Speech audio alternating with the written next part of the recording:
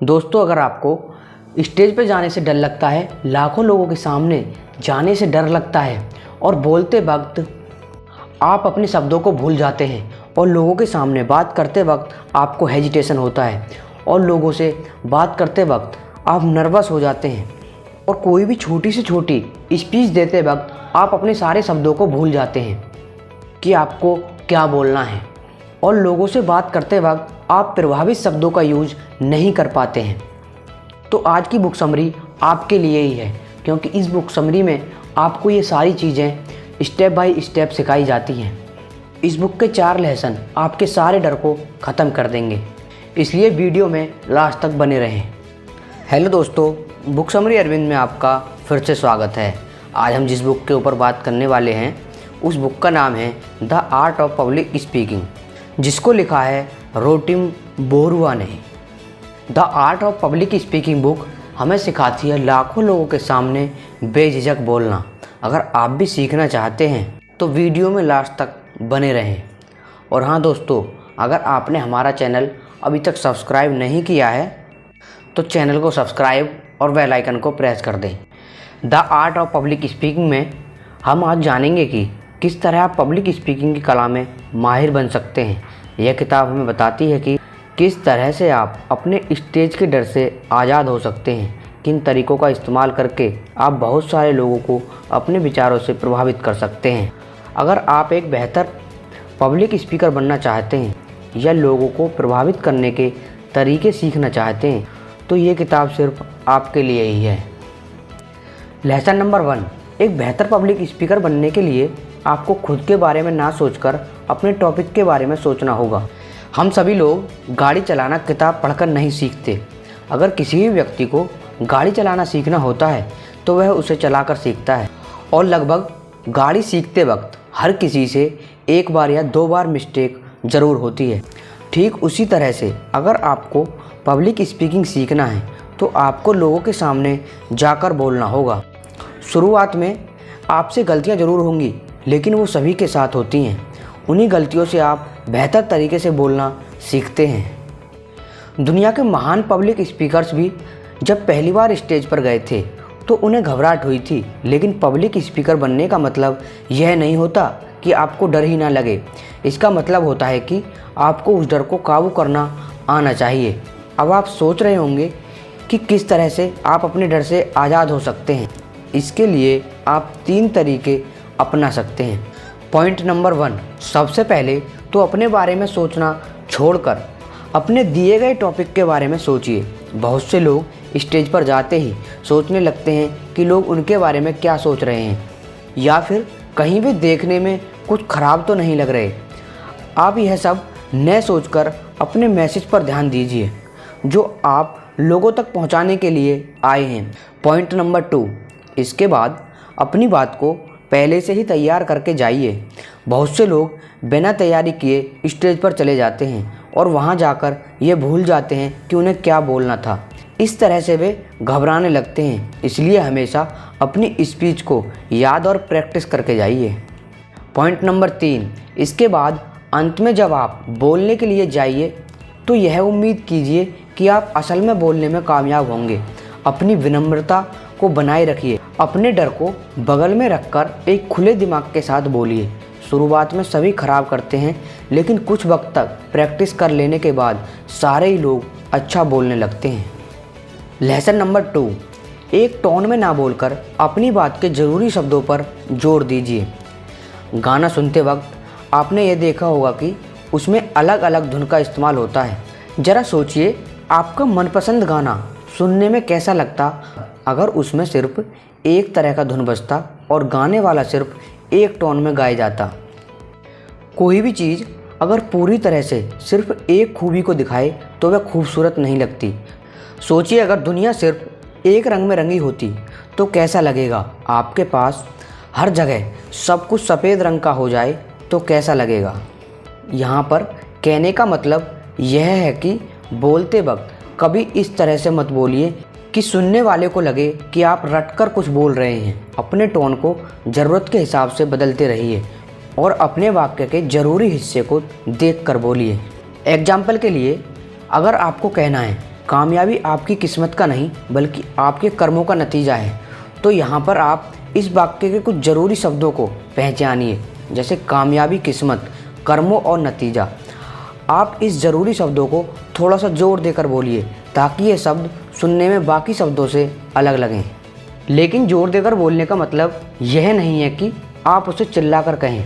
इसका मतलब यह है उसे कुछ अलग तरह से कहना ताकि सुनने वाला यह समझ जाए कि वह शब्द वाक्य के ज़रूरी शब्द हैं। अगर आप जोर से बोल रहे थे तो उन ज़रूरी शब्दों को आराम से कहिए। अगर आप आराम से बोल रहे थे तो उन शब्दों को ज़ोर से कहिए, या फिर आप उसे अपने स्टाइल में कुछ अलग तरह से कहने की कोशिश कीजिए ताकि वो बाकी के शब्दों से अलग लगे। अपनी बात के ज़रूरी हिस्से को अलग तरह से बोलने के 3 तरीके हो सकते हैं। सबसे पहला, अपने स्पीच को बदलना। दूसरा, अपने बोलने की रफ्तार को बदलना। और तीसरा, कुछ देर तक रुक कर बोलना। जब हम कुछ मज़ेदार बात बता रहे होते हैं तो हम तेज़ बोलते हैं, और जब हम खूबसूरत लम्हों की बात करते हैं तो आराम से बोलते हैं। इससे हमारे टोन अलग हो जाते हैं। इसके बाद अगर आप अपने ज़रूरी बात को बोलने से ठीक पहले या ठीक बाद कुछ देर के लिए रुक जाएंगे तो वह बात बाकी की बातों से अलग लगेगी। या फिर अगर आप अपने वाक्य की शुरुआत तेज़ रफ्तार में बोलते हुए करेंगे और उसके अंत में उसे धीरे बोलेंगे तो वो भी सुनने में अलग लगेगा। इस तरह आप अपनी स्पीच को आकर्षक बना सकते हैं। लेसन नंबर 3, अपनी बात के जरिए अपने लोगों में भावनाएं पैदा करने वाला व्यक्ति बहुत अच्छा स्पीकर होता है। इंसान हमेशा अपनी भावनाओं के आगे मजबूर हो जाता है। यह वो चीज़ है जो हमारी ज़िंदगी में रंग डालती है और इसे खूबसूरत बनाती है। अगर आप किसी तरह से अपने सुनने वाले के अंदर एक भावना पैदा कर सकें तो वे आपको बहुत पसंद करने लगेंगे। लोग इसलिए कॉमेडियन शो ज़्यादा देखने जाते हैं और एक डॉक्यूमेंट्री कम देखते हैं, क्योंकि कॉमेडी एक भावना को पैदा करती है जो है खुशी। सिर्फ यही नहीं, सेल्स में जब हम ग्राहक की भावनाओं पर ज़्यादा ध्यान देते हैं तो हम अपने प्रोडक्ट को आसानी से बेच पाते हैं। लोग नया आईफोन इसलिए नहीं खरीदते क्योंकि वो अच्छा है। आईफोन ऐसा कोई भी फीचर्स नहीं देता जो सैमसंग या ओप्पो या वीवो नहीं देते। लेकिन अगर आपके सामने आईफोन और दूसरे स्मार्टफोन रख दिए जाएं तो संभावना ज़्यादा है कि आईफोन चुनेंगे, क्योंकि लोगों को लगता है कि उसे इस्तेमाल करने से उनका दर्जा उठ जाता है। भावनाएं हमारी ज़िंदगी को चलाती हैं, इसलिए अगर आप किस तरह से भावनाओं पर काबू पा लें तो आप लोगों के दिलों पर काबू पा सकते हैं। किस तरह से आप लोगों में भावनाएं पैदा कर सकते हैं? आसान शब्दों में प्रैक्टिस करके आप जिस भी टॉपिक पर बोल रहे हैं आपको उसके अंदर पूरी तरह से घुसना होगा। उसे अपनी आत्मा में बसा लीजिए और उसमें पूरी तरह से उतर जाइए। जब एक्टर्स अपने रोल्स की तैयारी करते हैं तो वे उसमें भावनाएं पैदा करने के लिए पूरी तरह से कैरेक्टर में उतर जाते हैं। शूटिंग से कुछ घंटे पहले से ही खुद को एक कमरे में बंद कर लेते हैं और सिर्फ एक सीन के लिए प्रैक्टिस करते रहते हैं।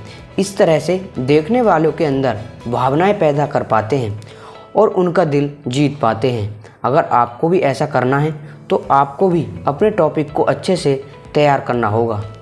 बोलने के साथ ही आपको अपने गेस्चर पर भी ध्यान देना होगा।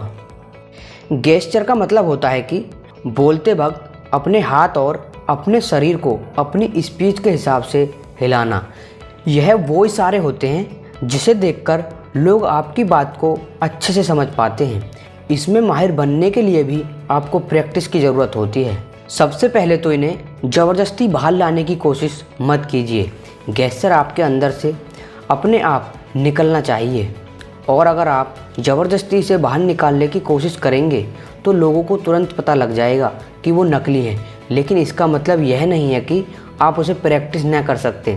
गेस्चर को बेहतर बनाने के लिए आप उसे बार बार प्रैक्टिस कर सकते हैं। यह ज़रूरी नहीं है कि आप हर एक गेस्चर को एक ही तरह से प्रैक्टिस करें और हर बार उसे उसी तरह से इस्तेमाल करें। कभी कभी यह संभव भी नहीं होता। यह आपके अंदर से समय समय पर अपने आप निकलना चाहिए।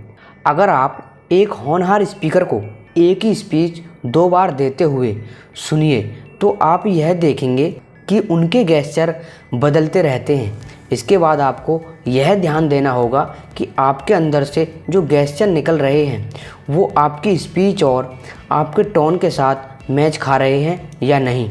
बहुत बार हम ऐसे गैस्चर दे देते हैं जो कि बहुत ख़राब लगते हैं, इसलिए आप शीशे में देखकर उसे प्रैक्टिस कर सकते हैं।